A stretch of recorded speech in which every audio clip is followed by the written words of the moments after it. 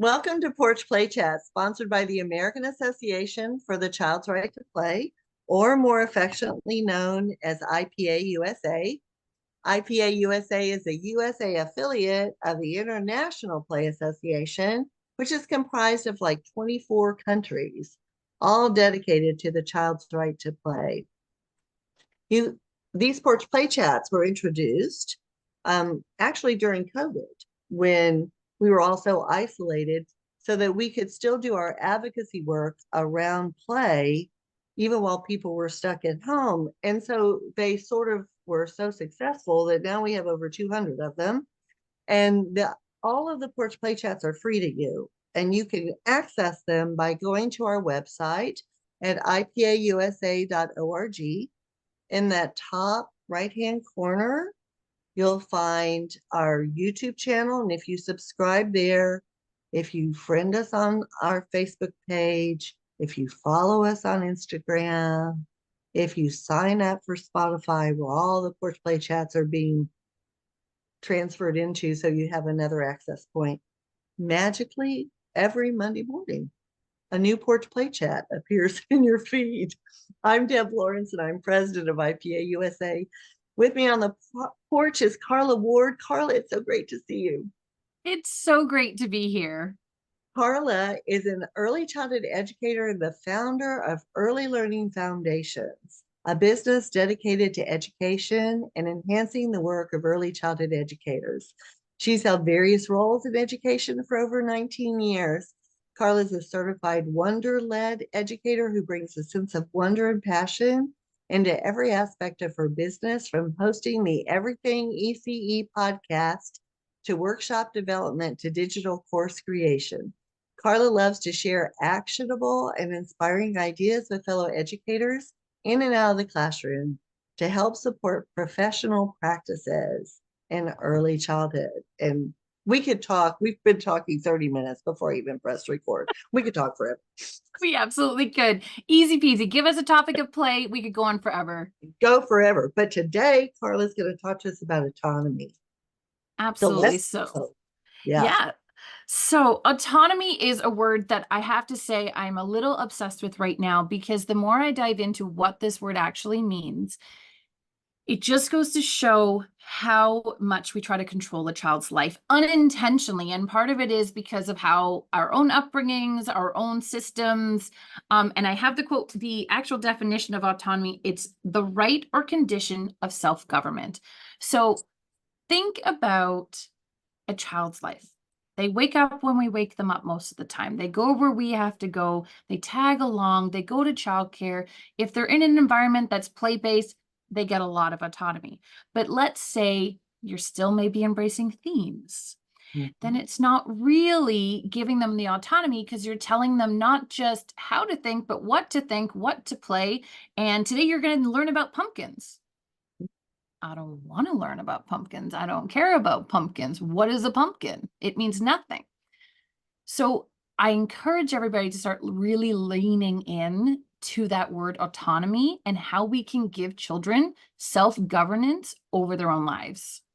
So important. I mean, if we want them to be leaders, you have to give them opportunities to practice, right? Exactly. Practice leadership, which is being able to take initiative and work with others and be empathetic with others' feelings. And oh my goodness, leadership is play.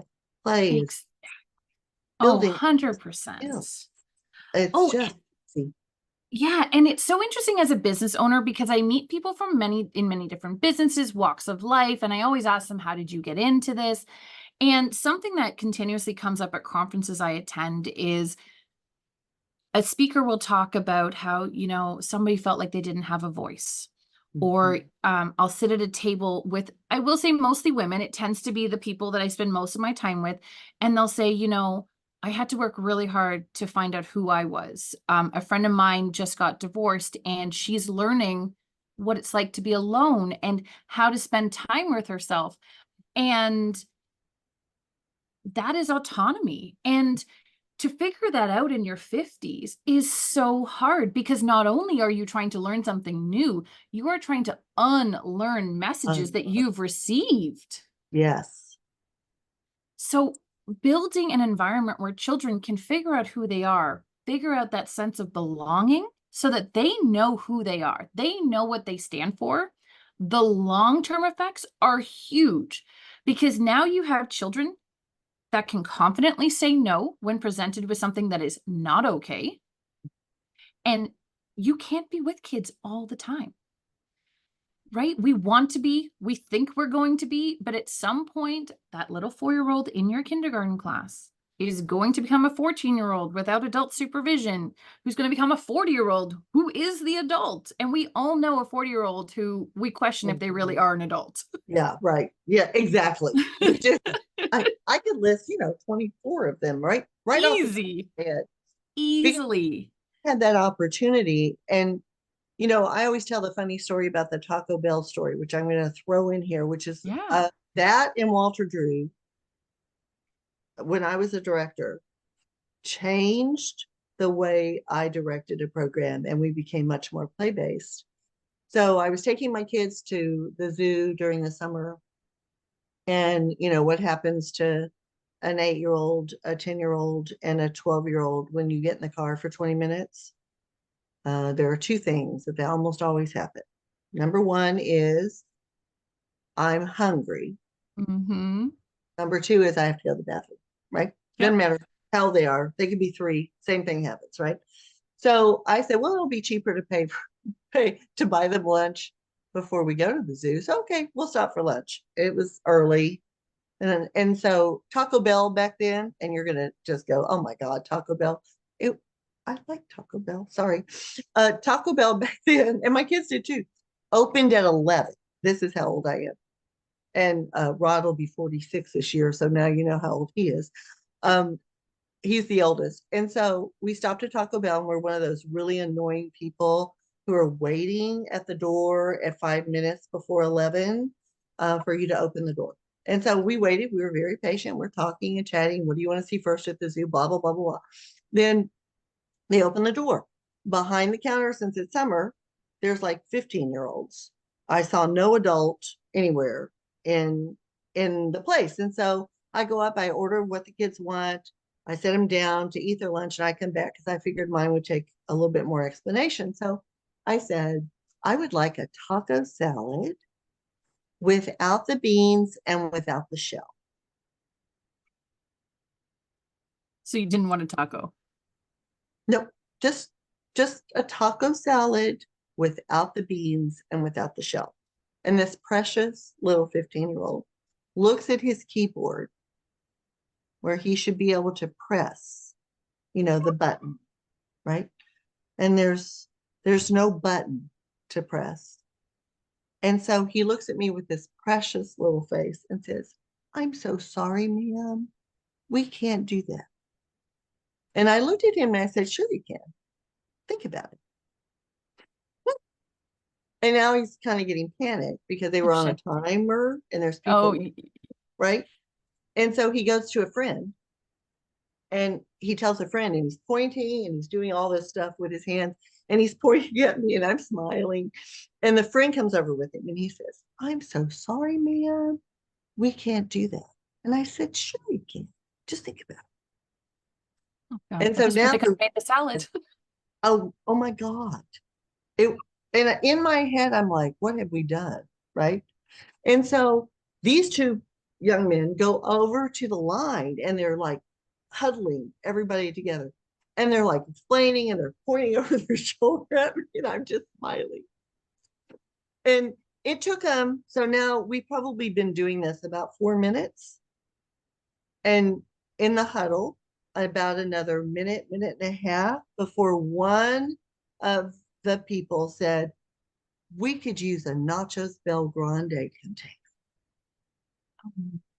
Yes. And they're all like, we could use a Nachos Bel Grande container.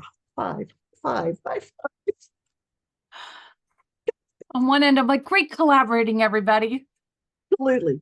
Comes back over and he said, we can use a Nachos Bel Grande container. I said, I knew you would figure it out. That's so sweet.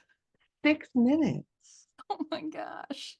for someone who might be taking care of me when I'm older Or not was even older, in 3 years, at 18. frightening to me.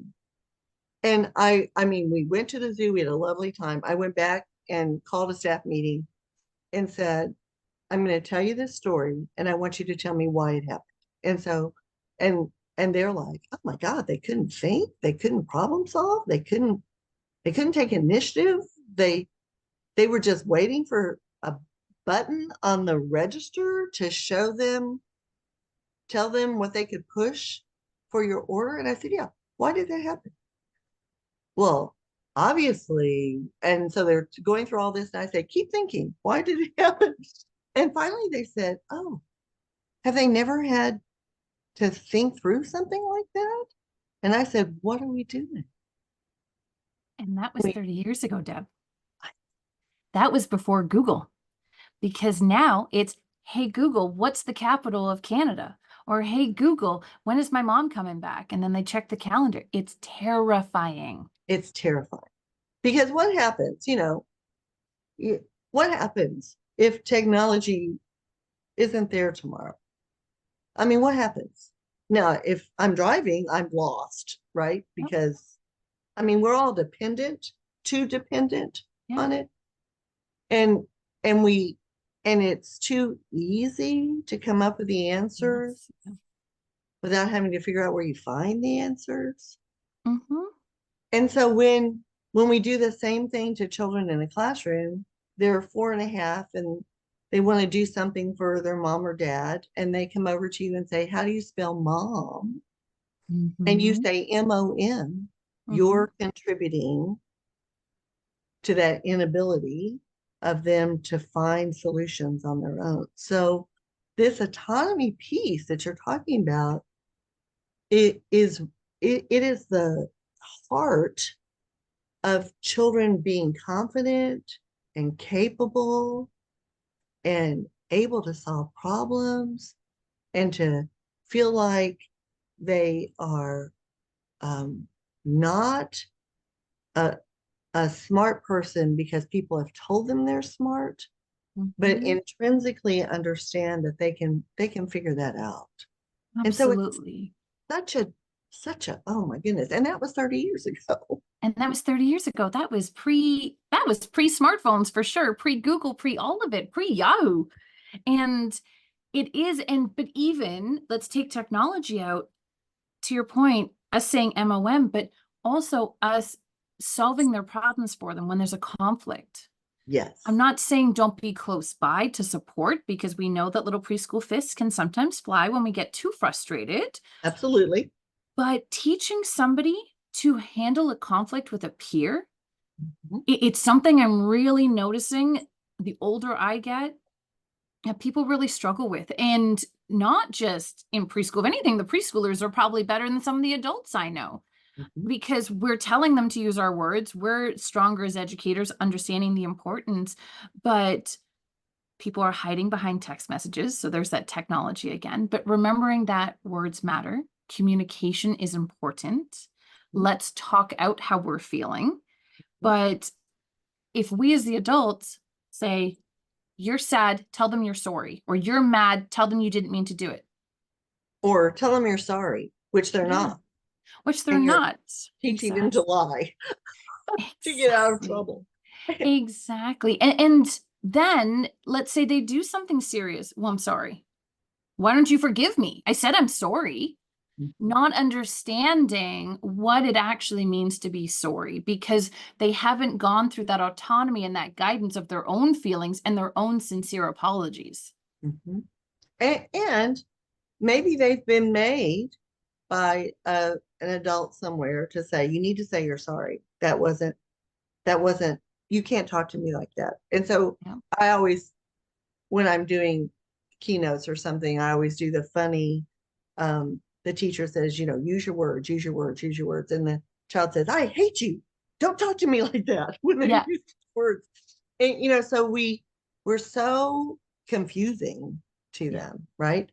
If there's a conflict, you might say to them, because I've heard teachers say this, if you don't figure that out, I'm going to take that toy away. That's not a solution. No.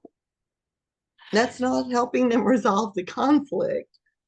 And so that No. conflict resolution is so missing because we're putting them in timeout, or we're telling them they have to leave that center if they can't use the materials appropriately, or we're telling them to say they're sorry, which are quick ways to resolve an issue, but not a long-term solution. So No. it is that reflection that I think we have to consider. Like, it's the same thing with what we're doing with push down academics, right? Well, they need to learn their ABCs. Well, if they don't have any meaning for them, and they don't even know that their name has letters in it, or that the book you're reading to them has words made up of letters, then there's no place in their memory in their prior knowledge to attach that to. And this is it. And my whole business model is foundations. And so I always say you cannot build the third floor of a building without building the basement and the first floor. If you attempt to build the third floor, the whole thing is going to come crumbling down. And that is what we are seeing in the school system. And as early childhood educators, we're like, we did our part. Yeah. But you can't shove the academics. And I always try to hide my smirk when they're like, my child can spell their name, Carla. But then you show them the letter C and they're like, cat. Oh, yeah. Mm-hmm. Oh, yeah. Right? Or my 2-year-old, it knows every letter of the alphabet. And so in my head, I'm like, do you sing the ABC song a lot? Yes. Yes. So they've Do they know memorized. them out of order? Yeah, right. They've memorized it, which is wonderful. That is the, Yeah. bottom level of lower level thinking that we need to build on now. That's perfect. Please keep singing that song. But it does not mean they know their letters. It means they memorize something, which is wonderful, which is why we read stories and we sing Absolutely. songs and we do poetry and all of those finger plays. All of those things are that foundational piece that starts building that foundation of development. Exactly. And that autonomy piece of letting them choose the same book every day for 10 weeks. And yes, it might be painful that you've memorized if you give a mouse a cookie forwards, backwards, inside and out. But I speak from experience. I used to work with a little boy who had a brain injury. He had a hemispherectomy. I totally butchered that word, but he didn't have half of his brain. And it was incredible. Like, this was a game changer for me in neuroplasticity and brain development, because we had read If You Give a Mouse a Cookie so many times, and he would bring it to me every day, every day. Well, in about a month, he'd memorized the book. And I videotaped him reading this book, and he'd do all the same like intonations that I would do. And I sent it to his mom's, and they were floored because they had only given him, and I'm using given him, not him choosing, given him cardboard books, the hard books, because they thought he would rip it. And he'd been in my classroom at this point, I think 2 months. We had board books, we had paper books, we had big books, little books, you name it. He tried to rip a book once, and we corrected the behavior and we moved along, and he held this book close to his chest. They were shocked. The difference, and this is no fault to his mom's, I gave him autonomy. He was allowed to choose and see that I trusted him and believed that he was competent and capable to be with this book. So the results showed. And how beautiful, what a beautiful example for parents to see in a child that they felt like may not ever reach that level of development because he was missing half his brain, right? So it is that freedom. It is that choice. It is not, oh, I'm going to let them play with Play-Doh and cookie cutters and a rolling pin as one of the choices today. No, that's not. If you make the choices, it's not choice for children. If you put the manipulatives on the table and you say, play where you want, with these three tables. It is not choice. So we have to also, I think, begin to recognize that some of the practices that we do in a classroom rob children of that choice. You know, I always be in a store, not as much today as it was when my kids were younger, and I'll hear a parent say, "Do you want that with a spanking or without a spanking?" I said, "Ooh, that's not teaching choice, is it?" Right? Because Do you want the abuse or not? Mhm.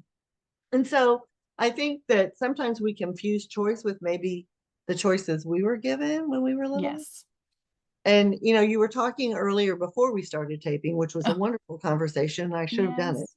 Um, you were talking about people who you meet who lack that piece of autonomy, but it goes back to those childhood experiences. And some people recognize that and overcome it and want to make a difference, Yeah. right? They want to do something a different way. Yeah. But other people haven't had the opportunity to recognize that through Yeah. reflection and be able, and so they just repeat it. And I'm not saying that when you do this, you're being a domestic abuser, but I want you to think about domestic violence. It is generational Mm-hmm. unless people make a choice Mm-hmm. to not abuse a spouse. And So, so it's the it's it's generational because it's in your memory template. And unless you are aware enough, and people who abuse other people have been abused. I mean, yeah, that doesn't make it okay. no, We have to get to the root of what happened, and we can't do that unless people are able to reflect on what they're doing and why they're doing it. They have to know that it's there in the absolutely. memories that And I I think the big piece, oh, for sure. And the big piece is knowing that you are enough. And I know for me, that's not something I struggle with. I was blessed to be told that I was enough growing up, but I know that I have friends that don't believe that they are good enough and strong enough and brave enough. And I don't want that for my preschoolers, my kindergartners, but I also don't want that for anybody. right. And so if you don't think that you can change or pursue something that you're passionate about, know that you're enough. You're enough. Yeah. Yeah, and build that self-confidence because I think if teachers are confident in what they're doing with young children, which is all about letting them play and self-direct, picking up on their interests, not saying this is what we're learning today, following their lead, facilitating, um, leading them to the answer, not giving them the answer, all those skills that we need in a classroom with children. If you are confident that you know that what you're doing is what's best for a child's development, then you won't do the things, then you have strength to sort of say, I want you to watch what they're doing. And let me describe to you every developmental milestone that I'm seeing and every standard that they just met. I do that with my college classroom students. Oh, yeah. We'll go outside and we'll play. And they'll there's chalk and there's jump ropes and there's the parachute and there's music and there's jacks, which they've never seen before. And I mean, it's so sad. And there's we did a play day at our college in April, and it's musical chairs and giant Jenga and giant Connect Four, and um, they didn't know what to do with any of that stuff. Oh, And I've seen it. Yep. and then we come in after we've had those experiences. We come in and I say, tell me what you did in each of these domains. What what did you practice while you were out there? And they fill a whiteboard, an 8-foot whiteboard with everything that they just did in 45 minutes. Amazing. And I'll say, do you see how playing hits every developmental milestone for the age that it's appropriate for, wherever a child is? 100%. And I'm totally going to plug our last porch play because you're nailing it on the head. Is our last time we talked about yes spaces, and that environment and saying yes, giving that autonomy is so key because it will hit all those domains. Yes, it really does. And so you have to trust yourself and you have to be confident in yourself. And so sometimes that's your work that you need to do because that's the stuff that people made you experience. But you are, I love what Carla said, you are enough, and you need to believe that you are, so that you can make a difference in the children's lives that are in your classroom. Oh, and you'll fall back in love with teaching. As soon as I embraced it, like my last 5 years of teaching were hands down my favorite out of all of them because I fell back in love with it because I focused on those relationships, the yes spaces, the autonomy. And suddenly I knew my students. We weren't having this battle of wits. And I always joke, if you find yourself arguing with a 4-year-old, you've already lost. That's exactly right. Yeah. Like they've got nothing to lose. You've got your mind to lose. It's not worth it. Take a step back, take a breath, and practice that autonomy piece. Because what happens when you are listening to what children are interested in, asking them questions about things that they're interested in, or listening to them when they want to come and tell you about something, that relationship is the key to everything. If I walked into, at the end of every semester, my students, the college has them evaluate me, right? But I ask them to assess me. And the first thing I say to them is, this is the course evaluation that I read. And you can say, I hated everything we did, and you still get full credit for this. Because this is how I reflect and make changes, right? This is helpful for me in my growth as a professor. And they'll go, these are the things I loved that we did. And these are the things I didn't like. What's so funny is I hate reading reflections. The student, I love reading reflections. The student, so you Too have much writing, not enough writing. Yeah, right, exactly. So you have to sort of balance, how you're perceiving it. But the one thing that they say all the time is, I felt like I was appreciated here. Because you greet them, how, some students are running late. The bus is late, their car is late, blah, blah, blah, blah, blah. Life happens. And it doesn't matter. They try to be there on time because we do lots of fun things when we first start. But every student is greeted when they walk in the door by their name. If they're 15 minutes late, I say, I'm so glad you're here. And they said, that makes me want, and it's authentic. I am glad they're there. Because and it's because they say, I feel like I belong in this classroom. And that's all relationships. Yes, we all deserve to feel like we belong. Yes. And as much as being the educator as the child, if you are constantly battling with your students in your class, you're not going to feel like you belong with these children. No. And if you just watch them and observe them and see what they're doing when you let them have that autonomy, the joy of your teaching comes back to you. Right now, I think it really does. So frustrated and so overwhelmed and so feeling like there's just not, it's just maybe it's not the right fit anymore. It's not you, it's the expectations around you. So, well, this has been deep. Yes, hasn't it? I love it. So I'm going to send you what I told you I would send you. Stay right there while I close this out. To learn more about IPA USA, please visit our website at ipausa.org. And until next time, keep on playing. Thanks, Carla. Thank you.